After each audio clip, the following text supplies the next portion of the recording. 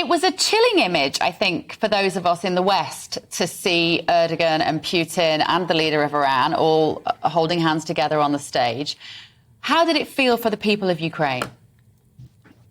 Putin, just for example, he tried to find the new old allies. For example, during his bilateral meeting with Ibrahim Raisi, he tried, to talk mostly about the Syria, about the bilateral relations between Iran and Russia. I was a little bit confused when I thought there's Turkish leader Erdogan also to join this kind of bilateral summit. I try to remind you, just during the Madrid NATO summit, during his press conference, Erdogan, he said he tried to still be together with Ukraine, but also he's good friends of Putin because he knew him as a politician for too many years.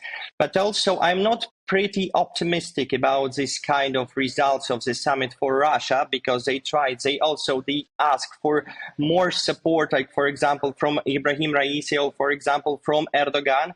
But now we have the new answer of, for example, of CEO of Bayraktar. He said this kind of drones will continue to deliver it and sell to Ukraine, but not for Russia. From this reason, I am not optimistic about this kind of summits for him.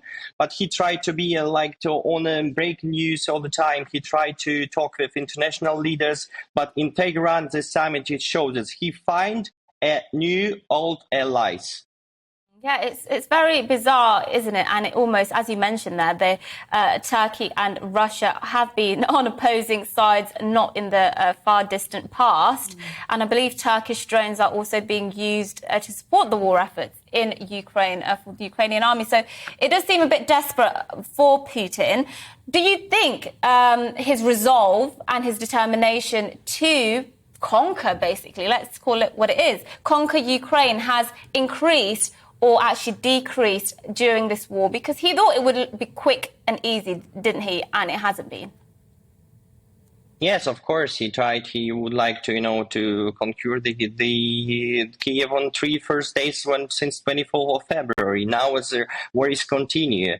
And all the time, Putin, he tried to find the new allies. He tried to new partners, to support them as Russia is the part of the conflict in Ukraine, the war in Ukraine. But I am not optimistic of course, I'm not optimistic about any of this political steps on diplomacy, which was made by the Russia. Like, for example, I try to remind you, Indonesian and G20 summit of Minister of Foreign Affairs meeting. Professor Lavrov was totally isolated by the world leaders. He was by himself. He gave their press conference, and after he left this Bali summit. And also, we will see how he is inside the diplomacy next November in G20 summit in Bali, because Joko Widodo, the president of Indonesia, he also visited Ukraine and Kyiv, and he invited also Ukrainian president as a member of the invited countries to participate G20 summit. And also, I don't find any solution for Russia to find more allies, because they talk also in Tehran about the Syria war.